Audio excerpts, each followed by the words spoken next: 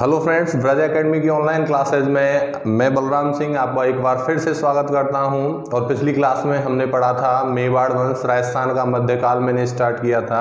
और मध्यकाल में हम जानकारी दे रहे थे राजस्थान के प्रमुख राजवंशों के बारे में। और प्रमुख राजवंशों में से मैंने एक राजवंश लिया था मेवाड़ का इतिहास। और मेवाड़ के इतिहास की थोड़ी सी आपको बेसिक जानकारी मैंने उपलब्ध कराई थी। इसके बाद में हम आगे इसी क्रम में आगे बढ़ेंगे। तो थोड़ी सी मैं कल की जो क्लास थी उसको आपके लिए रिवाइज कराने वाला हूं। तो देखिए, कल मैंने आपको बताया था, सबसे पहले मैंने बताया था मेवाड़ क्षेत्र। तो राजस्थान में उदयपुर के आसपास का क्षेत्र क्या कहलाता है? मेवाड़। जैसे उदयपुर, प्रतापगढ़, चित्तौड़गढ़, भीलवाड़ा, राजसमंद, इन सभी क्षेत्रों को मिला के क्या बनता था? मेवाड़। प्राचीन समय में अगर हम इसी क्षेत्र की बात करें तो प्राचीन समय में इसका नाम था सिवी जनपद के नाम से। और इसे बोलते हैं, इसकी जो राजधानी थी वो मध्यमिका थी। मैंने बताया था मेवाड़ वंश के शासक वीर और स्वाभिमानी होने के कारण हिंदुआ सूरज कहलाए। विश्व का एकमात्र वंश जिसने एक ही जगह पर रहकर सर्वाधिक समय तक शासन किया है वो वंश कौन सा है? अपना मेवाड़ वंश। मेवाड़ वंश दो शाखाओं में विभक्त था, गुहिल और सिसोदिया। और मुगड़ोत नेरसी ने गुहिलों की 24 शाखाओं का क्या किया है? जिक्र किया है।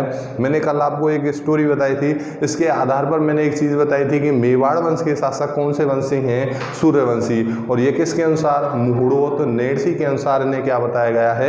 सूर्यवंशी।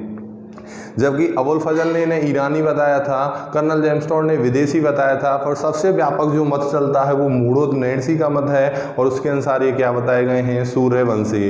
इसके लिए मैंने आपको एक स्टोरी बताई थी कि एक लड़की थी सुहागा, शादी हुई थी वल्लभी गुजरात में। शादी वाले दिन ही पति की मृत्यु हो गई। इसके बाद सुहागा वापस अपने पियर आ गई। इसके गुरुजी ने इसको बीज मंत्र दिया, बीज मंत्र का प्रयोग किया, सूर्य भगवान धरती पर प्रकट हुए।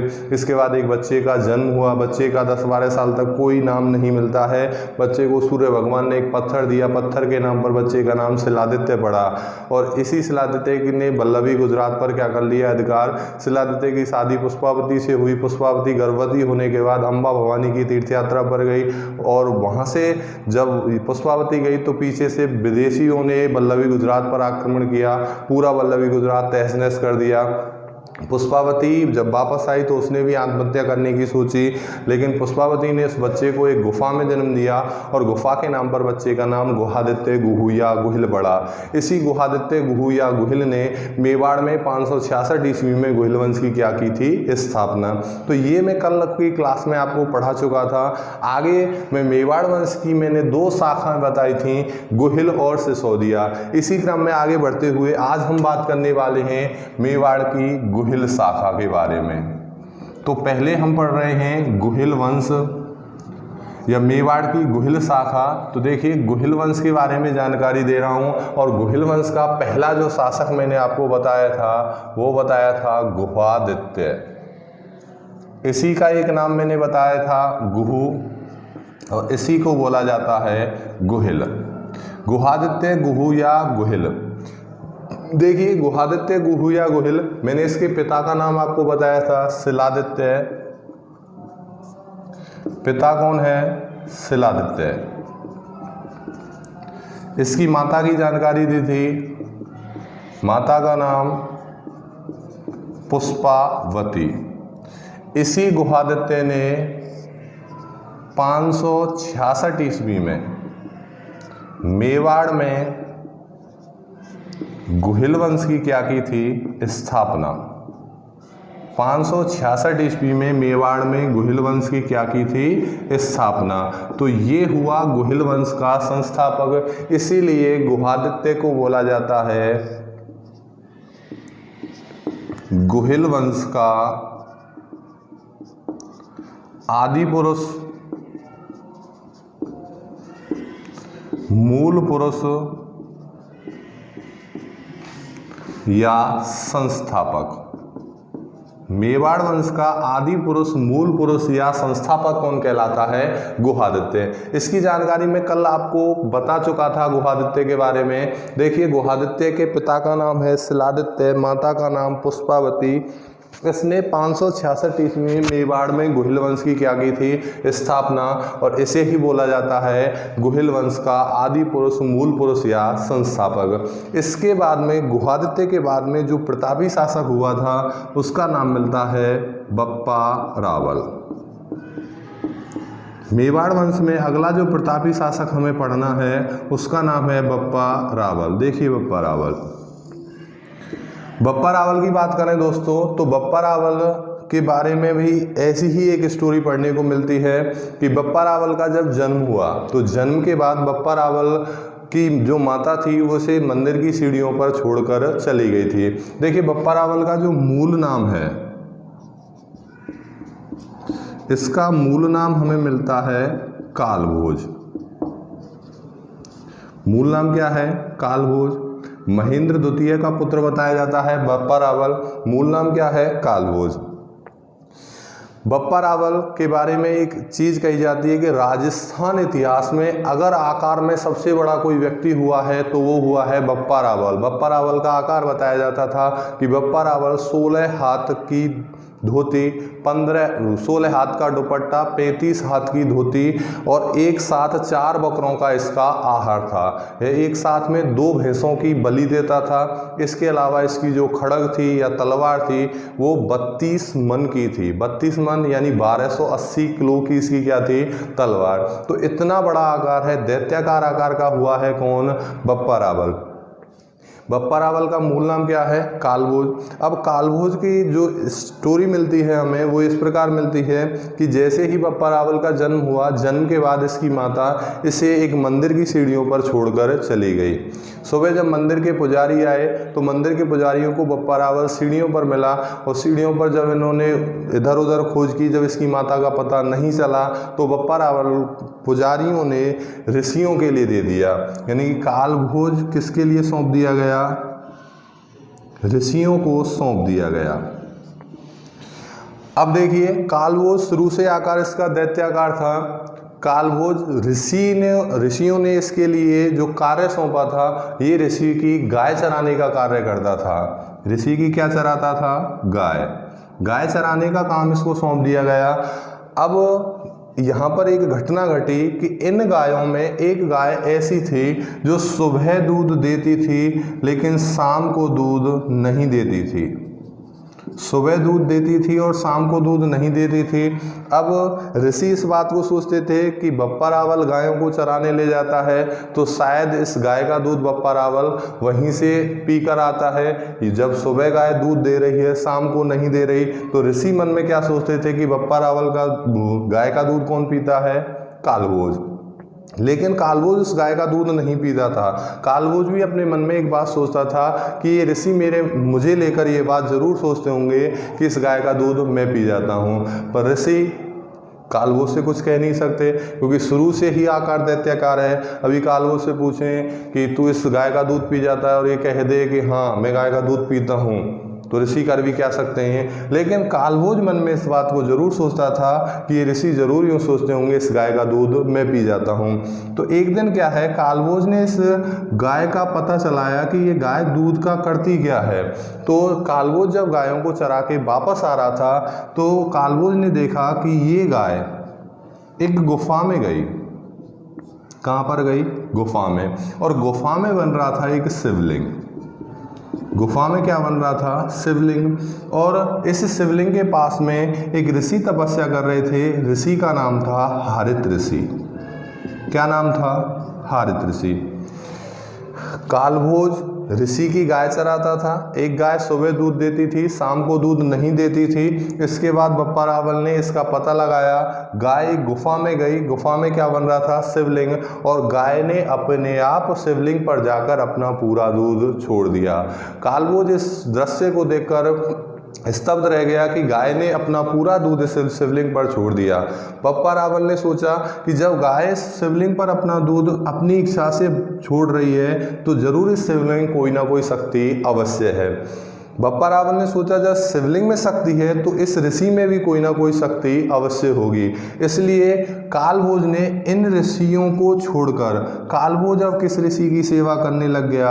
हारित ऋषि की। जब हारित ऋषि की कालभोज सेवा करने लग गया तो यहाँ पर क्या हुआ कि कालभोज ने हारित ऋषि की खूब मन से सेवा की, बहुत अच्छी सेवा की। इसके बाद में हारित ऋषि बप्पा रावल से बहुत प्रसन्न हुए और हारित ऋषि ने बप्पा रावल को या कालभोज को हारित ऋषि ने एक उपाधि दी और उपाधि का नाम था रावल। कौन सी उपाधि दी? रावल की उपाधि। याद रखना दोस्तों, बप्पा रावल का मूल नाम है कालभोज, इनकी उपाधि है रावल, जो किसने दी थी? हारित ऋषि ने। इसके बाद में क्या हुआ कि हारित ऋषि बप्पा रावल की सेवा से बहुत ज़्यादा प्रसन्न हुए। अब ऐसे जो बड़े ऋषि होते हैं, जो अच्छे पुरुष होते हैं, इनको अपने मोक्ष का टाइम पता होता है। हारित ऋषि को भी पता था कि मेरा मोक्ष का दिन कौन सा है। तो हारित ऋषि ने एक दिन कालभोज अपने पास बुलाया और कालभोज से कहा कि बेटा, मैं तेरी सेवा से बहुत प्रसन्न हुआ, लेकिन मेरा मोक्ष का समय नज़दीक आ रहा है, इसलिए मुझे मोक्ष धारण करना है। तो तू जैसे कोई भी तारीख इसके लिए बता दी, तू इस तारीख को आके मुझसे मिल लेना। मैं तेरी सेवा से बहुत प्रसन्न हूँ, बदले में मैं तुझे कुछ ना कुछ अवश्य दूंगा। अब यहाँ पर क्या हुआ कि कालभोज चला गया। जो तारीख हारित ऋषि ने बताई थी, जैसे अगले महीने की कोई तारीख बता दी, कालभोज उस तारीख को हारित ऋषि के पास नहीं पहुँच सका। हारित ऋषि राह देख रहे थे कि कालभोज आएगा तो मैं उसे कुछ ना कुछ दूंगा, पर कालभोज समय पर नहीं आ सका। हारित ऋषि को मोक्ष धारण करना था, ज़्यादा देर राह नहीं देख सकते थे कालभोज की। हारित ऋषि अपने विमान में सवार हुए और उड़ दिए। हारित ऋषि अपने विमान में बैठकर जा रहे थे, तभी इन्होंने देखा कि रास्ते में कालभोज अपनी मदमस्त चाल से चला हुआ आ रहा है। हारित ऋषि ने विमान को रोका और ऊपर से ही बप्पा रावल से पूछा कि हाँ बेटा, कैसे लेट हो गया? इसने कहा, रास्ते में बहुत ट्रैफिक था, क्या करता, मैं तो बहुत बड़ा आकार है, कोई साइड ही नहीं दे रहा था, इसलिए रास्ते में कुछ टाइम लग गया और मैं आने में लेट हो गया। हारित ऋषि ने कहा, ठीक है, मैं थोड़ा जल्दी में हूँ, ऐसा कर, अब मैं ऐसे तो कुछ नहीं दे पाऊँगा, पर तू अपना मुँह खोल। कालभोज ने मुँह खोल दिया। ऊपर से हारित ऋषि ने थूक दिया। अब थूक किसके मुंह में आ रहा है? हारित ऋषि के में। अब थूक तो थूक ही होता है, चाहे वो ऋषि का हो, चाहे हमारा हो, चाहे किसी का हो। जितनी घृणा हम थूक से करते हैं, इतनी ही घृणा कालभोज भी थूक से करता होगा। अब ऐसा तो है नहीं कि नरेंद्र मोदी हमारे मुंह में थूके, वो कहे थूक दूं और हमें लगे प्रधानमंत्री है, चलो थूक दे, कोई दिक्कत ना है। ऐसा कुछ हो नहीं सकता। तो यहाँ पर थूक तो थूक ही है। बहुत सी किताब तो थूक शब्द तक नहीं लिखते, वो लिखते हैं हारित ऋषि ने बप्पा रावल को एक पान दिया। लेकिन याद रखना, ऐसा कुछ नहीं हुआ था, ऊपर से हारित ऋषि ने थूका ही था। अब वो थूक किसके मुँह में आ रहा है? कालभोज के में। कालभोज को भी थूक ऐसा ही लगा जैसे हमें थूक लगता है, और कालभोज ने देखा कि क्या ये ऋषि ने थूक दिया, तो कालभोज उस थूक से बचने के लिए पीछे हट गया। जब पीछे कालभोज हट गया तो वो थूक कालभोज के मुंह में ना जाकर वो गिरा उसके मुंह में, वो पैरों पर। कहाँ पर गिरा? पैरों पर। अब हारित ऋषि गाली देने लगे किसको? बप्पा रावल को, कि तूने मेरे जीवन भर की तपस्या बेकार करवा दी। अगर ये थूक तेरे मुंह में चला जाता तो जीवन भर के लिए अमर हो जाता, पर अब ये थूक तेरे पैरों पर गिरा है तो तुझे कुछ ना कुछ तो मिलेगा। तुझे मिलेगा मेवाड़ राज्य, तुझे चित्तौड़ दुर्ग मिलेगा, मेवाड़ राज्य मिलेगा। अब कालभोज कह रहा है, ठीक है महाराज, आप बड़े संत हैं, मैं मान सकता हूँ कि आप कह रहे हैं तो मुझे मेवाड़ मिलेगा, लेकिन आप एक बात बताइए कि मुझे मेवाड़ कैसे मिल सकता है? मैं अकेला आदमी, ना मेरे पास हथियार है, ना अस्त्र है, ना शस्त्र है, ना कोई सेना है, ना मेरे पास रसद सामग्री है, ना कोई संपत्ति है, मैं कैसे मेवाड़ पर कब्जा कर लूँगा? तो हारित ऋषि ने बप्पा रावल को एक स्थान बताया, वही शिवलिंग जहाँ हारित ऋषि तपस्या करते थे। ये स्थान है कैलाशपुरी नागदा उदयपुर। अभी मैं आपको बाद में बताऊंगा। कैलाशपुरी नागदा उदयपुर। हारित ऋषि ने बप्पा रावल को जगह बताई कि जो वो शिवलिंग है उसके पास में बहुत सा धन गड़ा हुआ है, तू जा और उस धन को खोद, उस धन से अस्त्र शस्त्र खरीद, अपनी सेना तैयार कर और आक्रमण कर देना चित्तौड़ दुर्ग पर, और मेरे आशीर्वाद से विजय होगी तेरी। ऐसा ही बप्पा रावल ने किया। बप्पा रावल उस स्थान पर गया और उस स्थान पर जाकर इसने उस धन को निकाला, अपनी सेना तैयार की, अस्त्र शस्त्र खरीदे और चित्तौड़ दुर्ग पर क्या कर दिया? आक्रमण। और हारित ऋषि के आशीर्वाद से किसकी विजय हुई? कालभोज की, यानी बप्पा रावल की क्या हुई? विजय। तो ये तो थी दोस्तों स्टोरी। इसके बाद में मैं सीधे सीधे आपको फैक्ट बताऊंगा कि क्या हुआ था। देखिए एक बार दोबारा से, बप्पा रावल का मूल नाम क्या है? कालभोज। ये ऋषियों की क्या चराता था, गाय। इनमें से एक गाय सुबह दूध देती थी, शाम को दूध नहीं देती थी। इसके बाद में क्या हुआ कि बप्पा रावल ने इस गाय का पता किया। गाय एक गुफा में जाती थी, शिवलिंग बना हुआ था, उस शिवलिंग पर अपना पूरा दूध छोड़ देती थी। उसी शिवलिंग के पास में एक ऋषि तपस्या करते थे, ऋषि का नाम है हारित ऋषि, और हारित ऋषि ने ही उसे उपाधि दी थी क्या, रावल। और हारित ऋषि के आशीर्वाद से ही बप्पा रावल ने एक दुर्ग जीता था, दुर्ग का क्या नाम है, चित्तौड़ दुर्ग। एक बार दोबारा से, गुहिल वंश का या गुहिल शाखा का जो संस्थापक है वो कौन कहलाता है, गुहादित्य गुहुया गुहिल। इसके पिता का नाम शिलादित्य, माता का नाम पुष्पावती। इसने 566 ईस्वी में मेवाड़ में गुहिल वंश की क्या की थी, स्थापना। और इसे ही मेवाड़ में गुहिल वंश का आदि पुरुष, मूल पुरुष या संस्थापक माना जाता है। बप्पा रावल का मूल नाम मैंने क्या बताया आपको, कालभोज, और इसकी उपाधि कौन सी बताई है, रावल, जो इसे किसने दी है, हारित ऋषि ने। अब देखिए दोस्तों, मेवाड़ में पहला अगर प्रतापी शासक हम देखेंगे तो मेवाड़ का पहला प्रतापी शासक हुआ है कौन, बप्पा रावल। अब सीधे सीधे मैं इसके फैक्टों के बारे में आपको बता रहा हूँ, जो स्टोरी थी वो हमने पढ़ ली। अब देखिए सीधे सीधे बप्पा रावल को,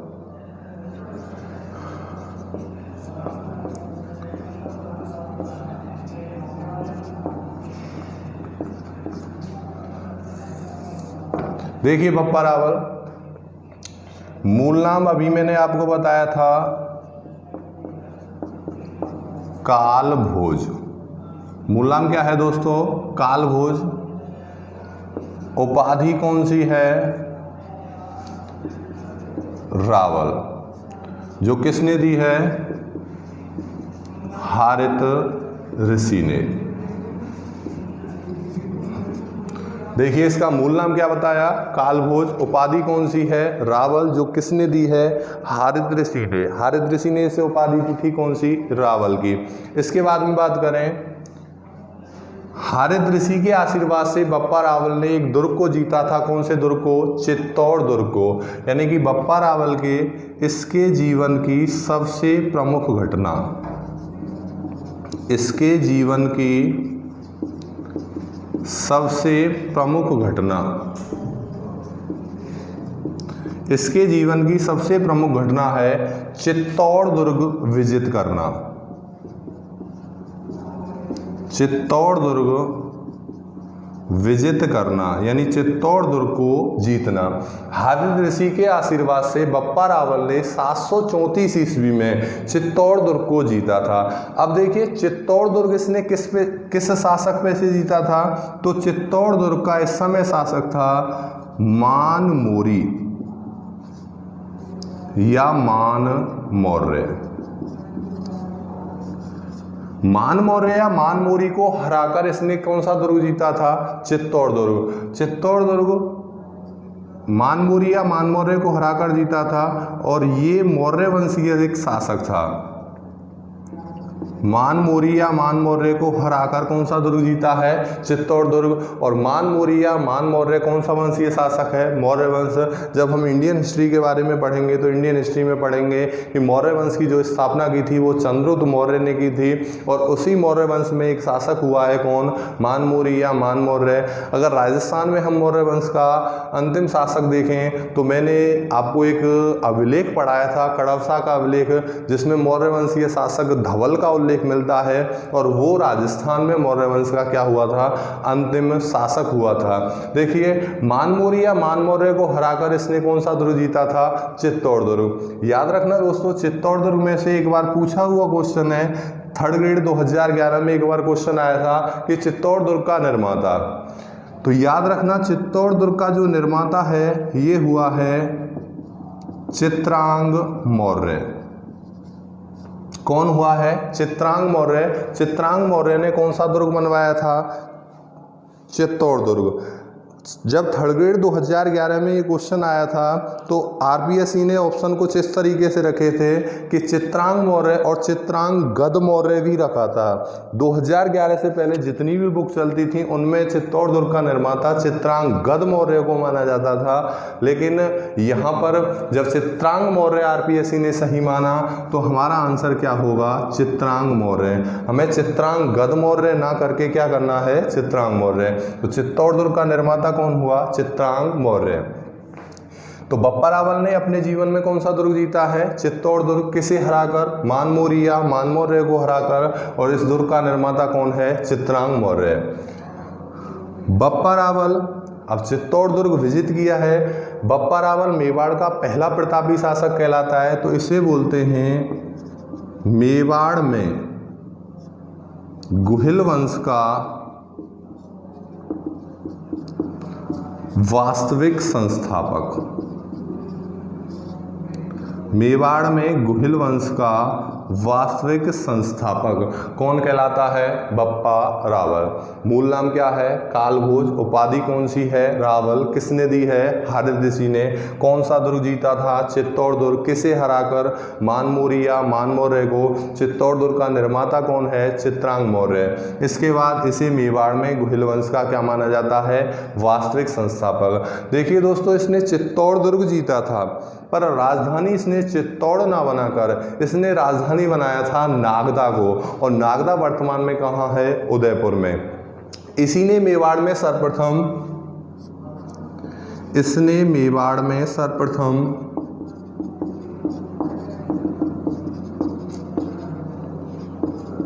सोने के सिक्के चलाए थे।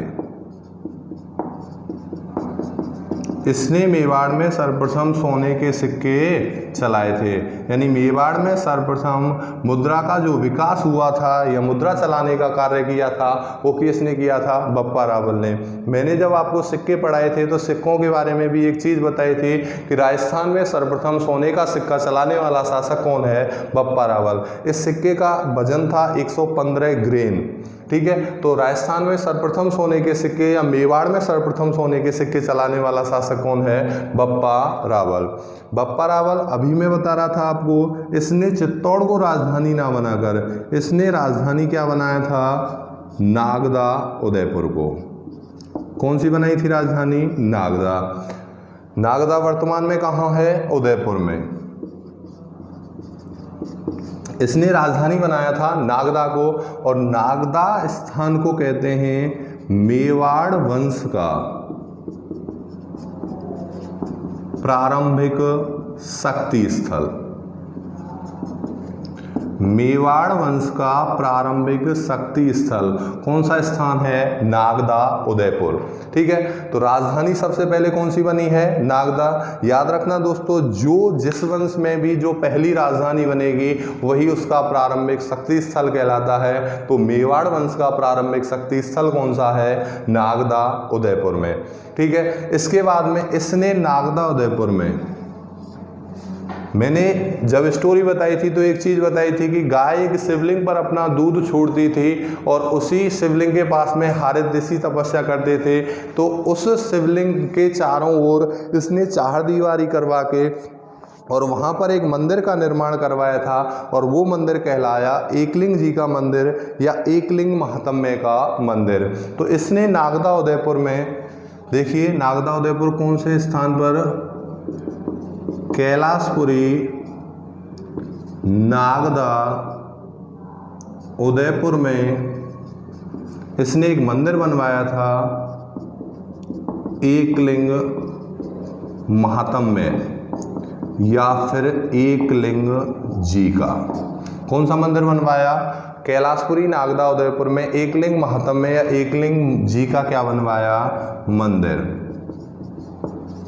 किसने बनवाया है, बप्पा रावल ने। याद रखना दोस्तों, नागदा उदयपुर में एक और मंदिर है, इस चीज़ को आप नोट लगा के याद रखेंगे कि नागदा उदयपुर में एक और मंदिर है, सास बहू का मंदिर। नागदा उदयपुर में एक और मंदिर है, कौन सा, सास बहू का मंदिर। सास बहू के मंदिर का जो वास्तविक नाम है इसे बोला जाता है सहस्त्रबाहु का मंदिर। वास्तव में जो ये मंदिर है ये भगवान विष्णु का मंदिर है और इसमें भगवान विष्णु की 1000 भुजाएं बताई गई हैं, इसलिए इसका नाम क्या है, सहस्त्रबाहु का मंदिर। और इसी मंदिर को हम किस नाम से जानते हैं, सास बहू के मंदिर के नाम से। ये क्वेश्चन भी एग्जाम में पूछा हुआ है। सास बहू का मंदिर राजस्थान में कहाँ पर है, नागदा उदयपुर में। और नागदा कैलाशपुरी नागदा उदयपुर में ही बप्पा रावल ने कौन सा मंदिर बनवाया था, एकलिंग महात्म में, या एकलिंग जी का क्या बनवाया था, मंदिर। किसने बनवाया था, बप्पा रावल ने। देखिए बप्पा रावल का मूल नाम क्या है, कालभोज। उपाधि कौन सी है, रावल, जो किसने दी है, हारित ऋषि ने। इसके जीवन की सबसे प्रमुख घटना कौन सा दुर्ग जीतना था, चित्तौड़ दुर्ग। और चित्तौड़ दुर्ग इसने किससे जीता था, मानमोरी या मानमौर्य से। इसके बाद में चित्तौड़ दुर्ग का निर्माता कौन है, चित्रांग मौर्य, 3rd ग्रेड 2011 पूछा हुआ क्वेश्चन है। इसके बाद में इसे मेवाड़ में गुहिल वंश का क्या बोला जाता है, वास्तविक संस्थापक। इसी ने मेवाड़ में सर्वप्रथम किसके सिक्के चलाए थे, सोने के सिक्के चलाए थे। इसके बाद में राजधानी इसने क्या बनाया, नागदा उदयपुर। और नागदा उदयपुर कहलाता है मेवाड़ वंश का प्रारंभिक शक्ति स्थल। यही नागदा उदयपुर में बप्पा रावल ने कैलाशपुरी नामक स्थान पर एकलिंग महात्म या एकलिंग जी का क्या बनवाया था, मंदिर बनवाया था। और नागदा उदयपुर में ही कौन सा मंदिर है, सास बहू का मंदिर या सहस्त्रबाहु का मंदिर। मैंने पिछली वीडियो में आपको बताया था कि एकलिंग जी मेवाड़ वंश के क्या कहलाते हैं, कुल देवता। मेवाड़ वंश के कुल देवता कौन कहलाते हैं, एकलिंग जी या एकलिंग महात्म्य। इसके बाद में मैंने मेवाड़ वंश की कुलदेवी भी बताई थी आपको, कौन सी माता है, बाण माता। तो कुलदेवी कौन सी है, मेवाड़ वंश की कुलदेवी बाण माता। देखिए दोस्तों, बप्पा रावल में ही हमें एक शब्द पढ़ने को मिलेगा, आस्का लेना। कौन सा शब्द मिलेगा, आस्का लेना। आस्का लेना क्या है, आस्का लेना यानी कि आपको सीधे याद रखना है, आज्ञा लेना। आस्का लेना मतलब आज्ञा लेना। मैंने एक चीज बताई थी आपको कि मेवाड़ वंश का कुल देवता है एकलिंग जी। और मेवाड़ वंश का कुल देवता होने के कारण जो मेवाड़ के शासक हुए हैं ये एकलिंग जी को मानते थे राजा और स्वयं को इनका मानते थे दीवान। स्वयं को इनका दीवान मानकर शासन करते थे। जब कभी मेवाड़ के शासक, आस्का लेना का अर्थ बता रहा हूं, जब कभी मेवाड़ के शासक अपनी राजधानी से बाहर जाते थे तो एकलिंग महात्म्य की आज्ञा लेकर जाते थे, एकलिंग जी की आज्ञा लेकर जाते थे। इसे ही क्या कहते हैं, आस्का लेना। आस्का लेना मतलब आज्ञा लेना। किसकी आज्ञा, एकलिंग जी की। किसकी आज्ञा, एकलिंग जी की आज्ञा लेकर जाते थे। इसे ही क्या बोलते हैं, आज्ञा, आस्का लेना। देखिए एक और इतिहासकार हुए हैं, इतिहासकार का नाम है सीवी वैद्य। और सीवी वैद्य ने बप्पा रावल को कहा है चार्ल्स मादित्य। क्या कहा है, चार्ल्स मादित्य, या फिर इसे कहा है चार्ल्स मार्टल।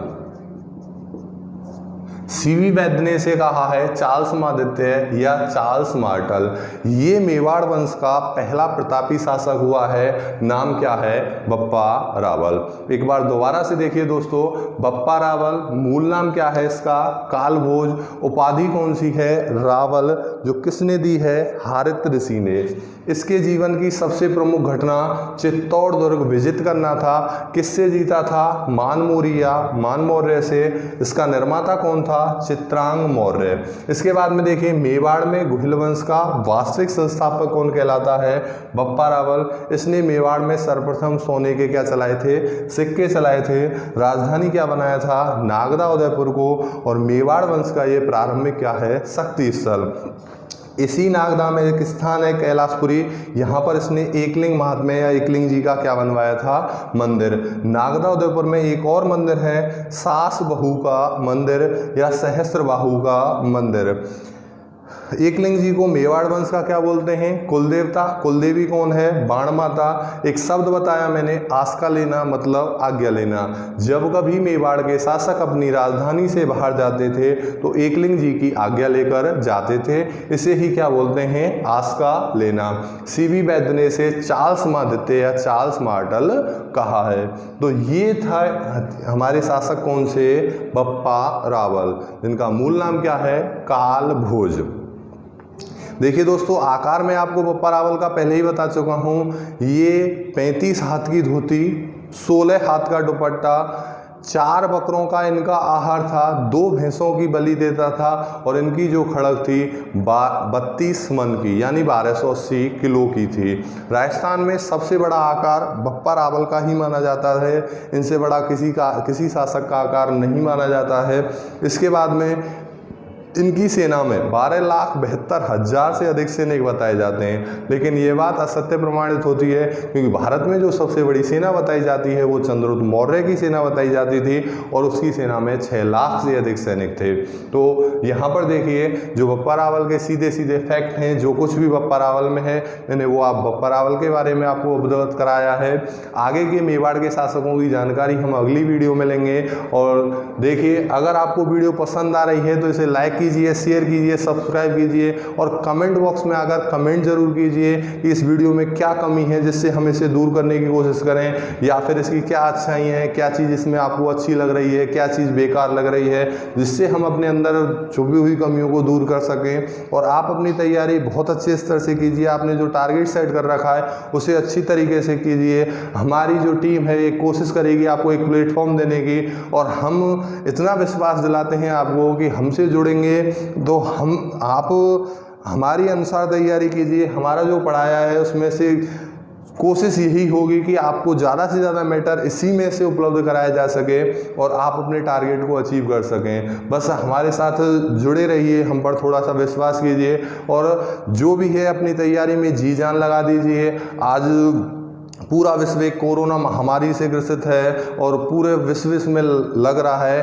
तो घर पर रहिए, सेफ रहिए और ऑनलाइन क्लासेस का आनंद उठाइए और कोशिश करिए कि जो भी है अपनी पढ़ाई को बिल्कुल भी बाधित ना होने दें। हम आपको एक ऑफलाइन का सा ही माहौल उपलब्ध कराने की कोशिश कर रहे हैं और उम्मीद कर रहे हैं कि जो भी आपको पढ़ाया जाए वो यहीं बोर्ड पर याद कराया जाए। मेरी तो जो भी क्लास होगी मैं यही कोशिश करूँगा कि जो भी कुछ कराया जाएगा आपको बोर्ड पर ही याद कराया जाएगा। जो भी कुछ मैं एक लाइन भी पढ़ाऊँगा तो वो बोर्ड पे ही याद कराने की कोशिश करूंगा। पर प्लीज़ कमेंट बॉक्स में आकर कमियां और अच्छाइयां ज़रूर बताएं, जिससे टीचर का थोड़ा सा उत्साहवर्धन हो या उसके अंदर कोई कमियां हो तो उसे दूर करने की कोशिश की जा सके। तो अगली क्लास में देखेंगे मेवाड़ वंश की जो गुहिल शाखा है उसके अन्य शासकों के बारे में मैं अगली वीडियो में आपको अवगत कराऊंगा। तब तक के लिए धन्यवाद। Thank you so much.